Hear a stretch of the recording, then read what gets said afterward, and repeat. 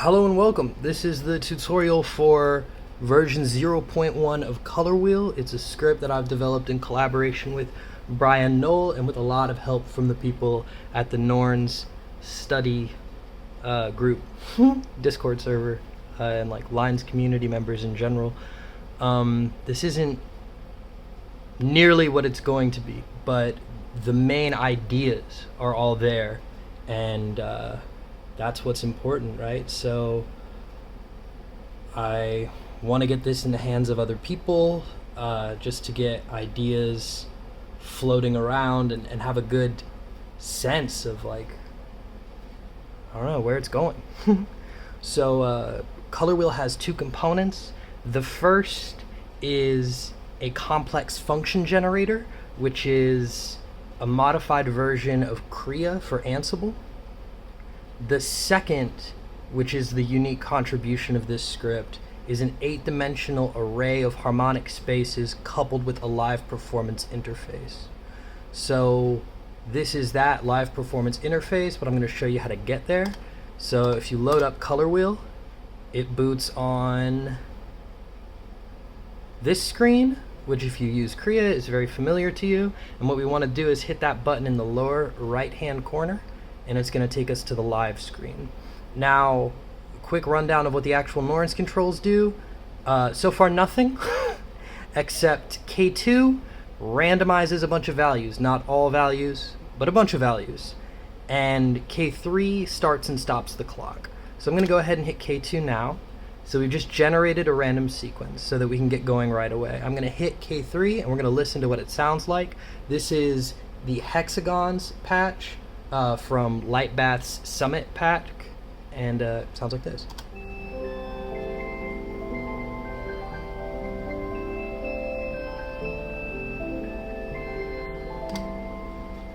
Nice sort of Bach-esque thing there. Now, all the sounds in this are going to be without effects, just so you can hear, what Colorwheel does, as opposed to not hear what Colorwheel does. So here we're going to ignore the meta controls. And by that I mean these 4 buttons, they don't exist right now. This big bank of buttons, that doesn't exist. These 2, fuck that. This thing up here, that's not real. All we have in front of us is like 12 faders, right? So this is fader bank 1, it's 5 deep. Fader bank 2 is 5 deep. Fader bank 3 is only 4 deep. Fader bank 4 is also 5 deep. So we're going to start out with this far right fader bank. What this does is control the probability that a note will trigger whenever the function generator says to trigger a note. And you can use that to take really full ideas and cut them down into something more limited. So here it is. I'm going to go ahead and play this at 100%. Now this top level here, 100%. Every time a gate triggers, it'll happen. 80%, 60, 40. Oh, I screwed up. 0, 20, 40, 68. Nope. 0, 25, 50, 75, 100. There we go. 0, 25, 50, 75, 100. So that's 0. So when I hit play, no sound. Let's slowly bring elements in. Probabilistic mixing.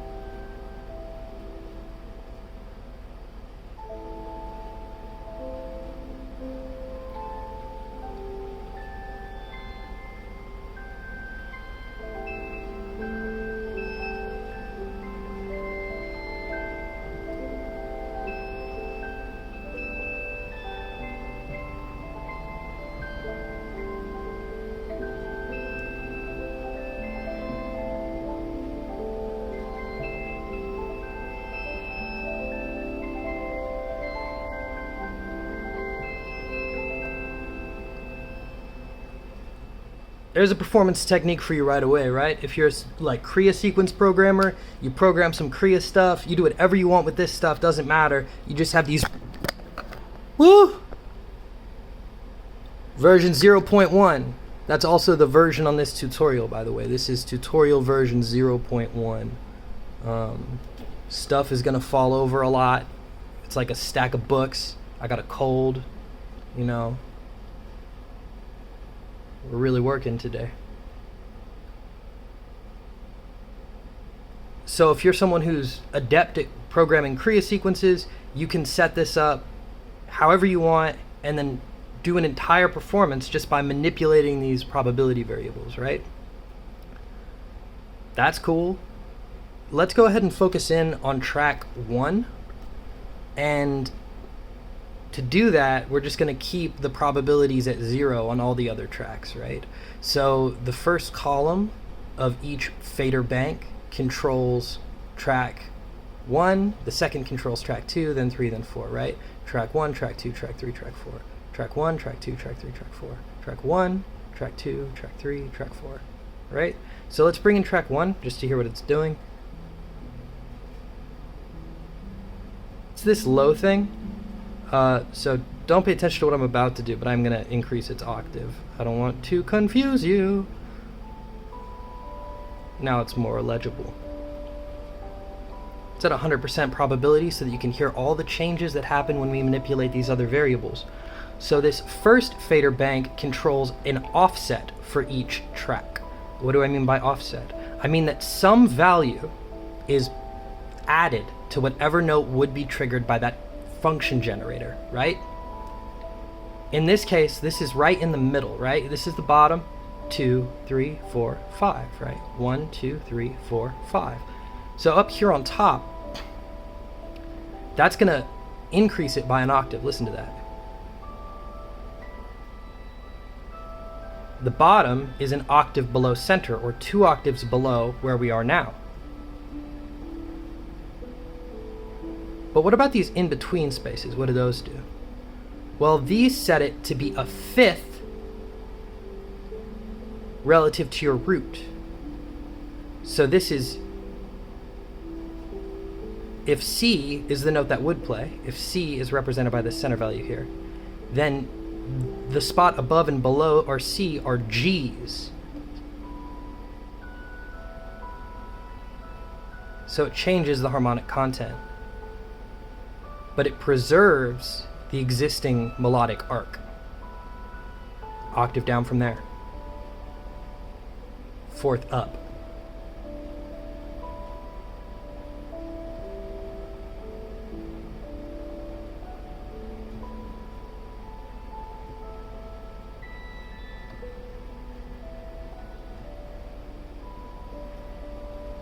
So you can hear how these transpositions can be used to improvise modifications to a pre-existing melodic arc. So even when you have a relatively simple idea, as we do in this case, you can get a ton of mileage out of that idea. I would say at this point to stop and just try to play around with one track randomized by hitting the K2 on the Norns, right? And fucking around with the probability and the offset before we get onto transposition, because if you don't understand what that offset's doing, things are just going to keep making less and less sense. With that being said, I'm going to move on to transposition now, and we're going to talk about what it does. Transposition also has 5 values. These values are also altering the pitch of any note that is played. However, instead of performing a hard offset, we are wrapping values so that they stay within the same octave. And that also means that instead of being laid out like this is C, G, C, G, C, this is laid out such that all 5 of these correspond to different intervals, right? And it moves in fifths. So from the middle, C, G, D, down, F, B flat. Now I know that that's like a music theory heavy way to think about it. I don't think about it that way when I'm actually playing. The way I think about it is brighter, darker, right? From center. So right now, we're in this spot second from the top. So we're a little bright. Let's go darker.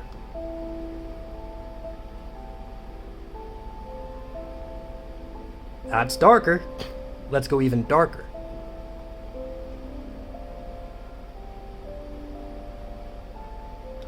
Again, that's darker, even darker.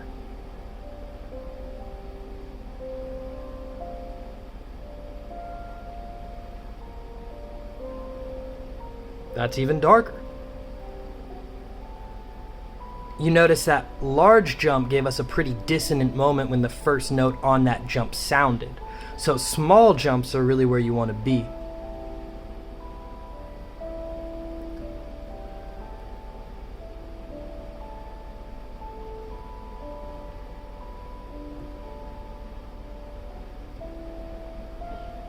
Again, the big jump gave us a dissonant moment. Small jumps, again, are really where you want to be with this.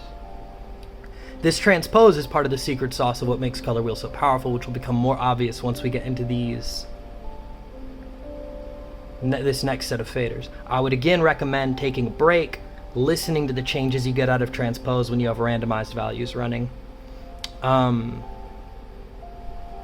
Yeah, let's talk about scale carving. And before we do that, I'm going to make a quick change to my interval section.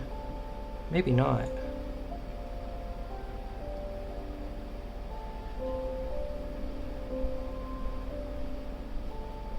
Actually, this is going to be perfectly exemplary as it is. So, currently we're listening to a pitch collection containing 5 distinct pitches. I use the phrase pitch collection instead of key, scale, or chord because it's more flexible, right? Key, scale, and chord, there are certain things you do with those objects in music theory, right? A song or a movement of a song has a key. A scale is a collection of notes that can be played at a given context. A chord is a set of notes stacked on top of one another that are played in unison, right? Pitch collection, it's a collection of pitches. It's a bunch of values, it's a list. And that's all we're really working with here. And whether these in your music become chords or scales or keys is entirely up to you. It really depends on how you end up using the tool.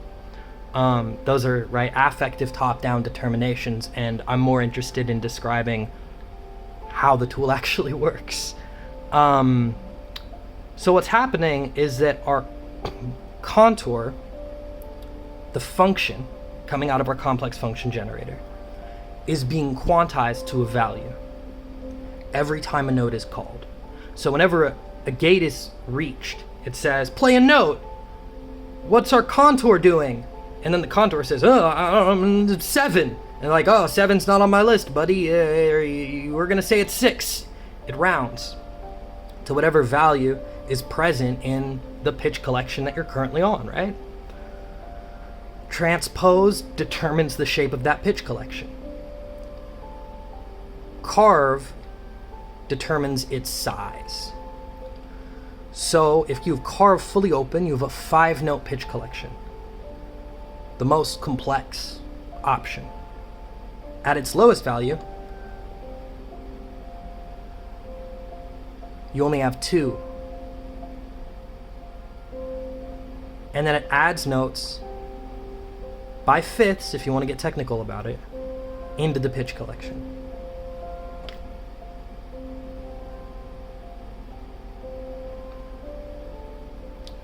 So at its base, you have essentially root and fifth, assuming no inversion, no transposition, no offset, right? Then you have root, fifth, and second. And then you have root, fifth, and sixth, and second. And then you add in the major third.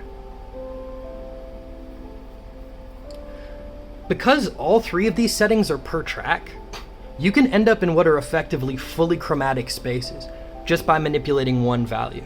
And to give you an example of that, I'm going to go ahead and set these to some very different values from one another, just this first and fourth track, and I'm going to go ahead and bring in that fourth track.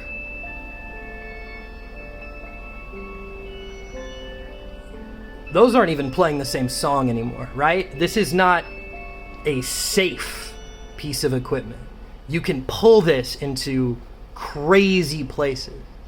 And I find that happens often, pretty organically, and it sounds really good. But it's best if I get there one move at a time, right? So you really want to focus on moving things one at a time. Now what I've just done is reset this to what I consider to be our default positions, right? So you want offset in the middle, transpose in the middle, carve fully open. This is contentious. Brian says carve all the way at the bottom is where you start. And he's a better musician, so don't trust me. And then probability all the way at 0. So then you can go ahead and open up the probability. I'm also going to switch track 1 to be back in its original octave because it actually makes sense that it was in that octave as opposed to the just me making track 1 would have to be the example. Anyway, and I'm going to just play and see what happens, right? I'll also do that. Okay.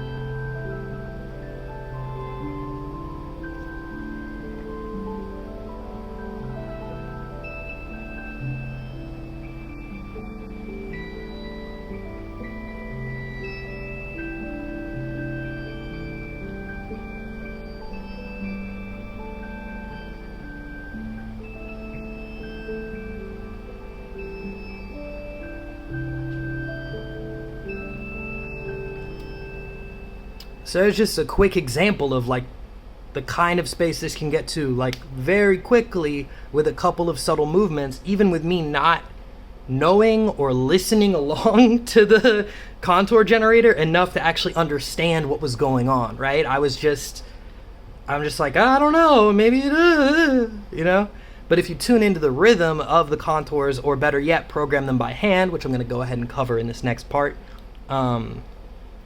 shit's bonkers, you know?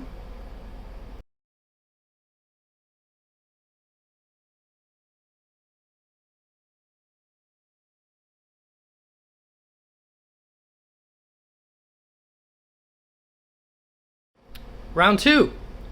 Now we're going to talk about the complex function generator that you use to drive the quantizers controlled on the live page. If you're in the live page, the way that you get back to this page is by toggling this button in the lower right hand corner.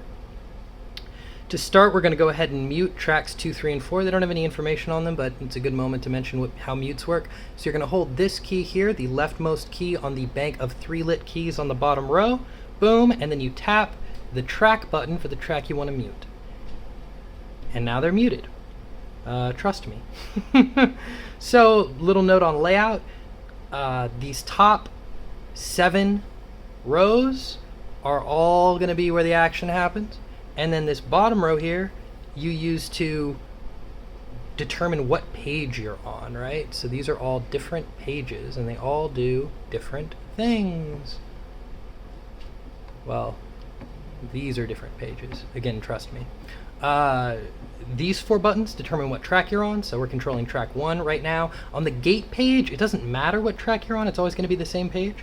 So tracks, this is all the same page, right? But when you go to the interval page, let's make a change here to track 1, and then we'll go to track 2, and you'll notice our change has reverted because this is track 1, that is track 2, track 3, track 4, boom, boom. Now, these 5 pages here are which value you are editing the sequence for, right? Complex function generator, it's a lot of sequences, basically, within the given track, right? So this is the gate page, which again is global. All tracks share a gate page. And then we're going to go into the interval page for track 1, the octave page for track 1, the velocity page for track 1, and the length page for track 1. Okay, each of these has its own things, which we're going to get into in a moment. The basic functionality here is that every track has a unique start and end point. We'll say more about that in a minute, but it's a good thing to keep in mind from the start. It helps make the interface make a little bit more sense. So to start out, we're going to light some stuff. So this is the track 1 gate sequence in the top row, the track 2 gate sequence, the track 3 gate sequence, the track 4 gate sequence, right? So we're going to drop some dots down, and then we're going to press play. That's K3 to stop or start the sequence. It's currently stopped, so we're going to start it. And you can hear that it's a little low. I'm going to go to the octave page here and adjust the global octave. So you can hear that it's 2 notes. They're the same pitch, they're the same velocity, right? Fun thing we can do here, if you hold down that mod key, which is the same thing we use to mute the tracks, the leftmost key in this third bank here, you can change where this sequence starts and ends dynamically. And that's displayed, right, by the partially lit keys under this main key. And gates that are not within the sequence are going to be lit as well, but they're going to be dimmer than the sequence length, and they're going to be, which is dimmer still than the active gates within the sequence. So let's go to somewhere where there's silence. Boom, now there's silence. You didn't have to change anything. Boom, quick silence right there. Great. Let's go back over here. Now, you'll notice now that this is desynced from what the other gate sequences are doing. But we're going to line them back up. We're going to use a meta control here. It's one of the things on the live page. If we go to the live page, that meta control is this first one. Actually, it's the second one. Version 0.1. Boom. Now they're all lined up again. And it does that across all tracks, across all variables. That way you can set up whatever kind of crazy polyrhythm you want and get it back to sounding somewhat sensical altogether. Now, we also have a meta sequence length control. What does that mean? Well, again, interval sequences, octave sequences, velocity sequences, and length sequences all have their own start and end points. But if we want to change them all at the same time, keep everything in time with one another, we use this bottom row on the gate page. Everything changed. Go to the interval page. All 4, everything changed. Boom, boom, boom. Every track changed. We have the same control on the live page at the top. So you can make this type of global change all at once. The way Kriya handles this is as a modality thing, where you have those glyphs and you set a function, so you can either have everything lined up or have everything asynchronous. The default here is going to be asynchronous, but you can keep everything lined up by just being careful about which length you change. Only change the meta length displayed either top row of the live page or the bottom row of the gate page, right? So let's go back to our little sequence here. And let's drop a gate everywhere. So we're getting 6, right? And let's change their pitches. Oh, that's track 3.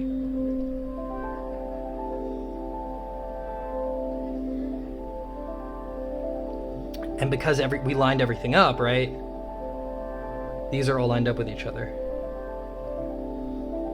So to prove that, we should only hear the highest note here. Lower note.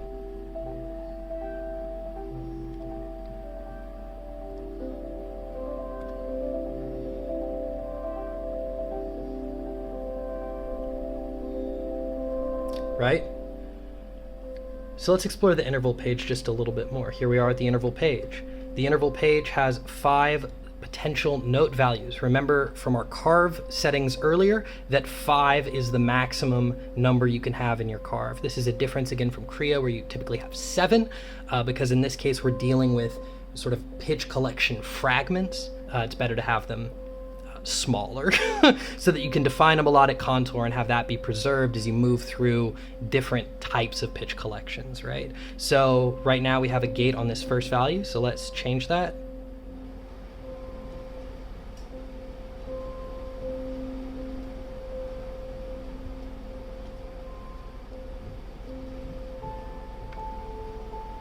We got desynced there somewhere, but now it's synced up again.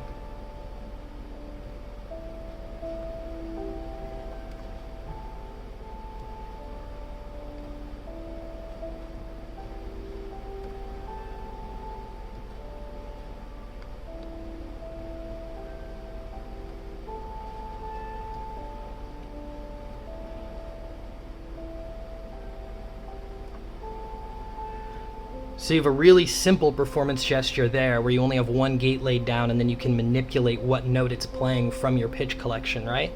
Now, let's go ahead and define a contour. Let's say root, second, sixth, second, and let's leave the rest as res, right?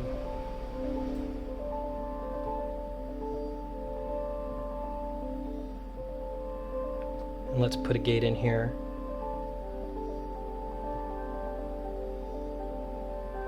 Pretty cool, right? Now let's do the same thing on the octave page.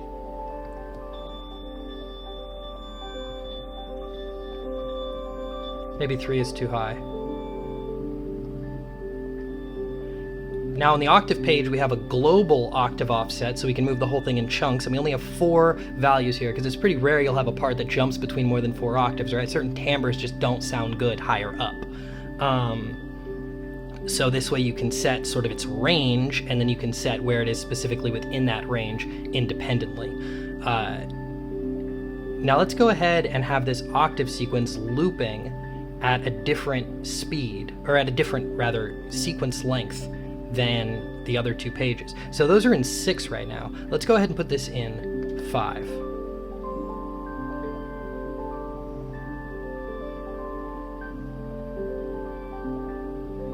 Crazy, right? So this is a 30 beat long sequence made up of 2 very simple sequences. One of which is 6 in length and the other of which is 5, right?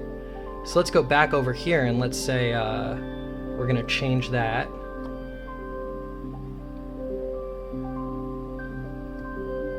That's fun. And let's go back to our interval page here, and let's change its length as well. And let's do it as 7. Now we're all over the place, right? So 7 times 5 times 6. I mean, it's 210 beats before this thing repeats. And we're hardly doing anything yet. Let's go to the length page, and let's change the velocity page. Let's keep this at 6, but then let's descend it in terms of volume as it goes. Now the bottom here is 0 velocity, so that note actually won't sound.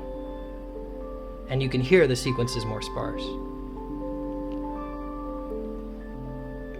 Let's go to the length page, and let's increase the length of one of these notes. Now one of them is ringing out significantly longer than the others.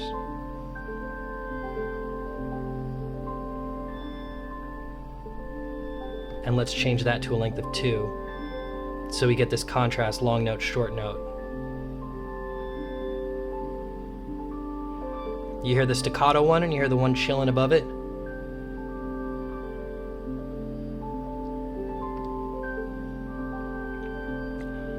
And let's go ahead and change our sequence length here to 5. Remove a gate. And we also had 5 on the octaves here. So let's go ahead and change that up to 3. So we get more variety still. Okay, this is way too much chaos for me. Let's just bring it down to a 2-beat sequence globally. So it'll just be the same every time it cycles. Let's go to the live page and let's resync everything by going back to the 1.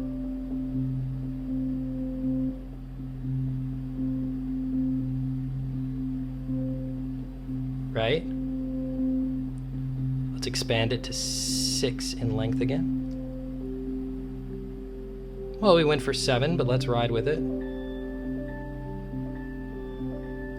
Let's go to velocity. I don't like not getting a note there, so let's change that value.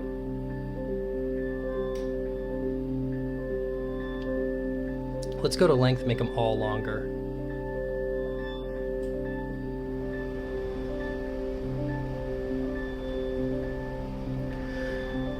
So that's the basic idea of what you can do from that position. I'm going to go ahead and reset here so that I can demonstrate another feature. And you have this again per track, per variable. And this is clock division. So to access clock division on the gates page, you hold down the second key in this bank of 3, And you can divide the clock between 1 and all the way over here would be 16, right? So let's get the clock started, no sound, right? And let's go ahead and cut the speed of this first one in half. Boom, for every 2 these go, this only goes 1. For every 3 these go, this only goes 1. But then you can also do that here on the interval page. Let's go way over here. So now your intervals are changing more slowly, or your octaves, or your velocities, or your lengths. Let's go ahead and reset yet again.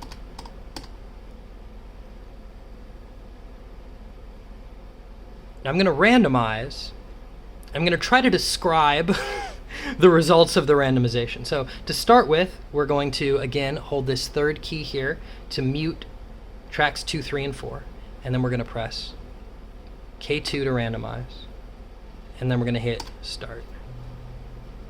So we can see here everybody's moving at different speeds. We can see here also everybody's in different octave ranges, or we can hear that, right? It's actually difficult to hear some of these gates triggering, which makes me think, oh, right, because we muted everything. It's easy to lose track of where you are. You lose track of where you are, I don't feel bad about it. It happens all the time. So it looks like this guy up here has a gate sequence length of 5, right? That first track, gate sequence of 5. It starts here, ends there.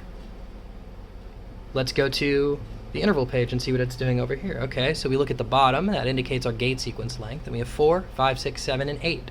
Okay, and it kind of goes through this arc here. So that 8 is looping against 5, that's pretty cool. And then the octaves here, well, that's looping against 6, but when we randomize, it doesn't randomize octaves, because that's just a little bit more chaos than we want. But not right now. Let's play with those octave options. That's bringing it up.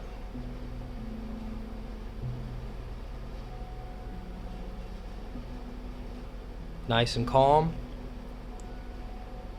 Our velocities are randomized, and they're all low velocity. So I'm going to maintain this contour, but I am going to increase the value of everywhere by 2, just to make it a little bit louder.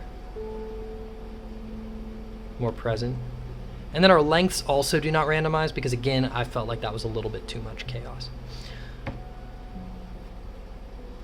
So you can pre-plan octaves and lengths, and then randomize and get all types of results. It also, within a specific range that's pretty carefully tailored, randomizes your clock division values.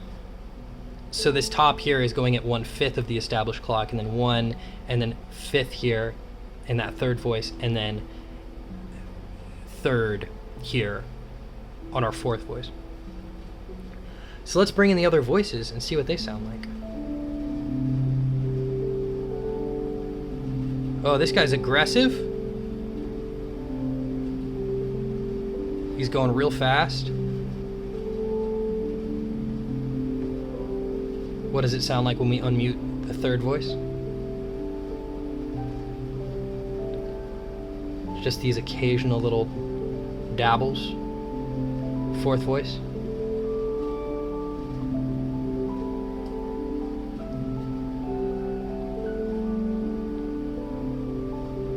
That's really lovely.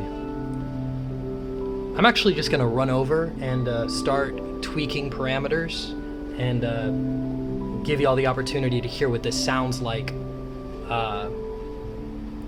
when you actually play with the source voice a little bit.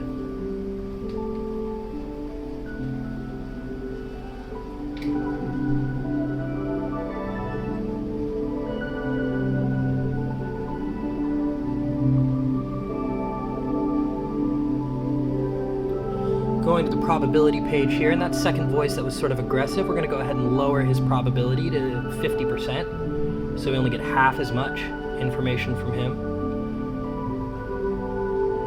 I'm also noticing that our high voice is offset. It's playing a 4th below the root by looking at this, right? Let's bring it up an octave.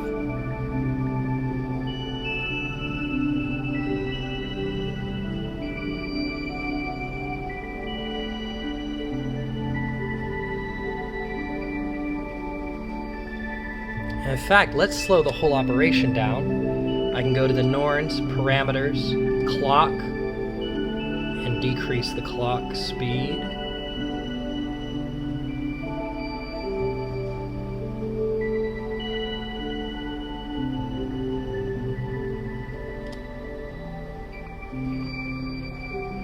Now we're in very delicate zones.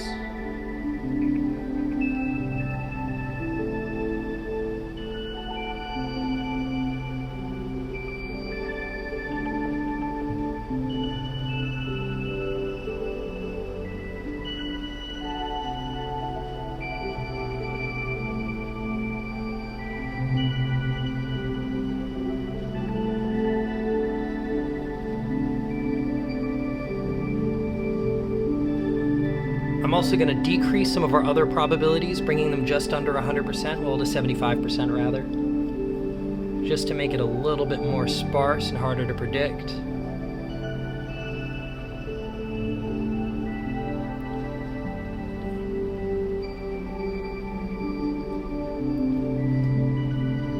And then, if you'll come with me on this little thought experiment, right? How many different notes are we hearing right now? Well, our first voice is drawing from a pitch collection a fifth above our root, and again a fifth above our root, right? Because this is a G. So that's playing a whole step above whatever C would be. Okay, then our second voice is playing a fifth below our root. It's playing an F. That's interesting. So that's a different pitch collection. And then this voice is playing a fifth above, and this is also playing 2/5 above, just like the bottom voice. So how many unique notes do we have? Well, this pitch collection has 5 unique notes that are 2 semitones away from their base values. So instead of 0, 2, 4, 7, and 9, just take that on faith for me, we get 2, 4, 6, 9, and 11. So 2, 4, 6, 9, and 11 are covered. We definitely have those. And then we have a fifth below, which, again, take this on faith, the extra pitch that gives us is F. So we also have a 5. 2, 4, 5, 6, 9, and 11. And then we have our fifth above, which is going to account for why that F only gives us one extra thing, right? And that gives us, this is a test of my short-term memory here. 0, 2, 4, 6, 0, 2, 4, 7, 9, right? And then add 7 to those, 7, 9, 11, 2, and 4. 2, 4, 7, 9, 11. So we have 0, 2, 4, 6, 7, 9, 11, and 5 all playing. 0, 2, 4, 5, 6, 7, 9, 11. That's an 8-note pitch collection, right? Sounds lovely.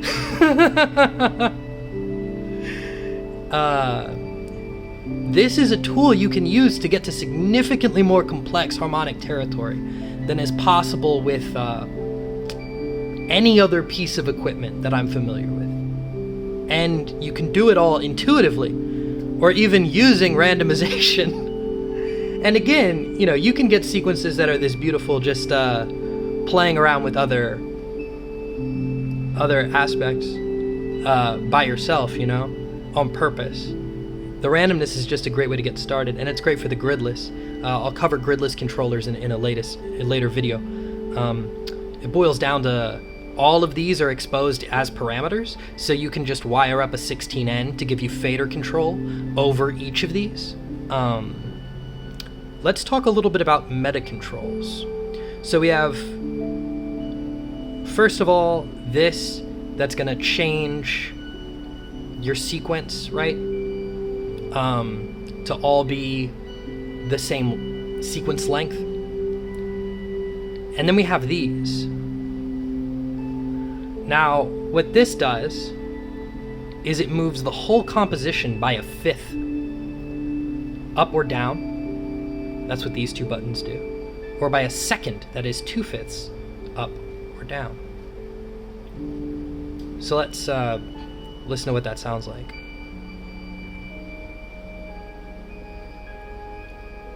Whoa! That is a spicy harmonic change. And that's because we have an 8-note pitch collection running. We can say, oh, this is too complex. Give me less note variety. Everything becomes more consonant. Let's go ahead and bring everything up and then try to execute one of these changes. So now we only have 3 unique notes per track, right? Because it brought carve down to that 3 position. This is 2, 3, 4, 5 unique notes per track. Let's make that same change we just made and see how it feels.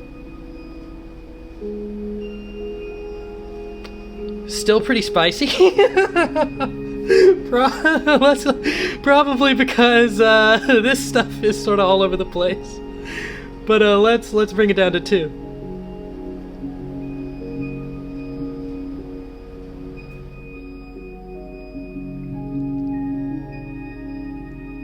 Let's smash it again. Man, the spice is with us this day. The spice must flow, I hear. Let's go back to where we were, though. We pressed this, 3 times?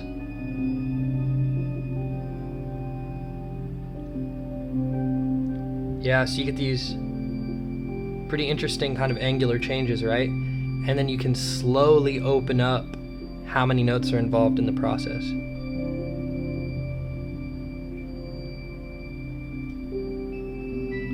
Let's bring it back to 100%, just see what it does.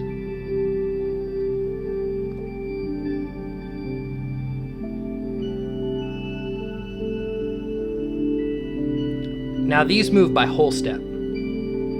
So let's see what that sounds like. Let's go a whole step up. I just have a hunch.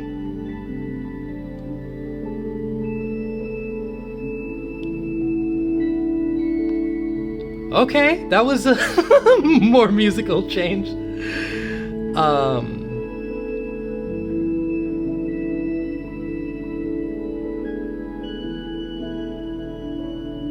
And remember, these are global. It's every track. So, now we're going to cover these little guys right here. And, this is how you change key centers, or it's another way of changing key centers. The difference here and here is that this doesn't wrap at the octave, right? These do. So you're not really going to change the range. It's always going to feel like you're going up when you hit one of these 2 buttons. It's always going to feel like you're going down when you hit one of these 2 buttons. But there's a hard limit set on how far down it goes. It keeps working, but it does wrap after a certain point. These, however, always wrap at the octave, so they'll feel more like lateral movements. And these are arranged basically like the circle of fifths. So you're in C, G, D, A, E, B. Going back around the other way, C, F, B flat, E flat, A flat, D flat. What's after D flat? Could somebody help? G flat. So you can use this to move a direction on purpose and have it transpose for you, you know? So let's go from C to F. Let's actually pull everything into a more reasonable set of notes before we make that move.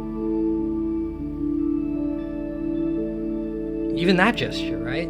That was a transition. That was fucking groovy. Okay. Now we go from C to F, and it goes like...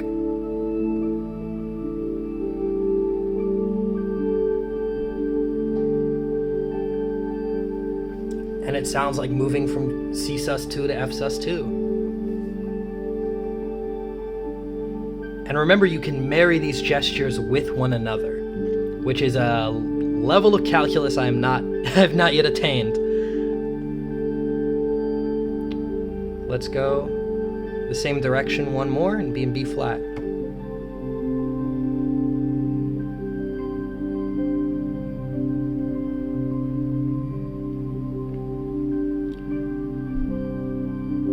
And then let's jump from B flat to G. That's a minor third down, but you know what? It's been spicy so far, so.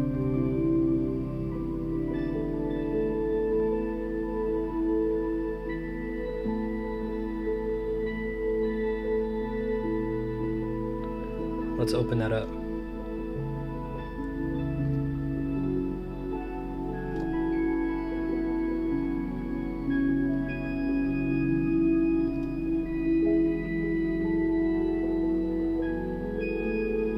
Now we're back in these 8-note pitch collection zones. It's a bit of a disaster, I'll be honest with you. Let's bring it back.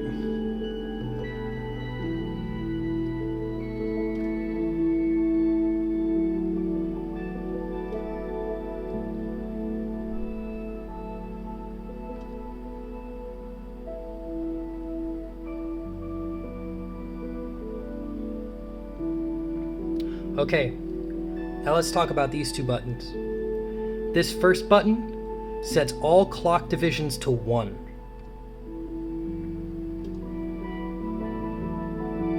So everything speeds up, right?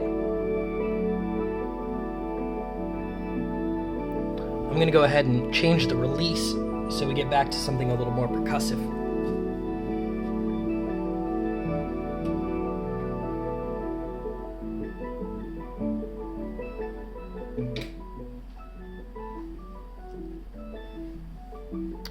Took the delay off as well.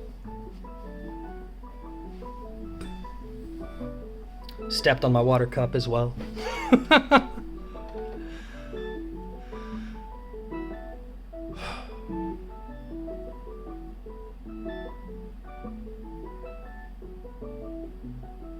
That's like an Autechre track. This is a jam.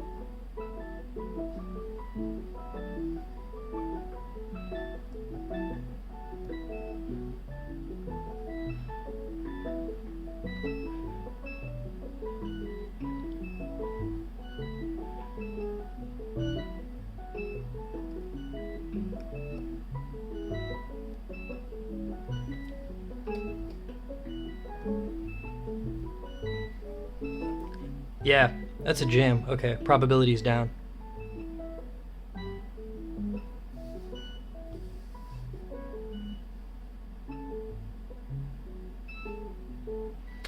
Now the second one here resets every sequence to the 1 position.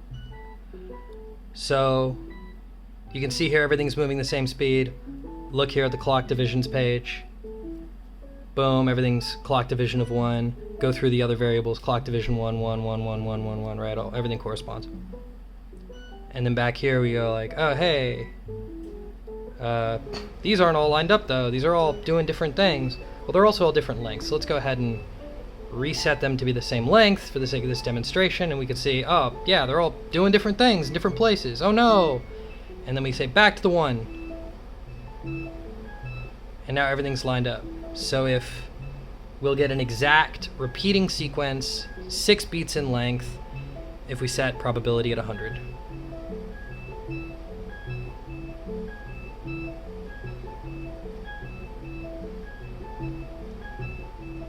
Okay, I think that covers all of the functionality that is currently available. There's a lot more planned. I just want to get this in people's hands. Because I've been working on this in isolation for a long time, and it would be great to get some feedback. So, if you've made it this far, you've greater patience than I, so thanks so much.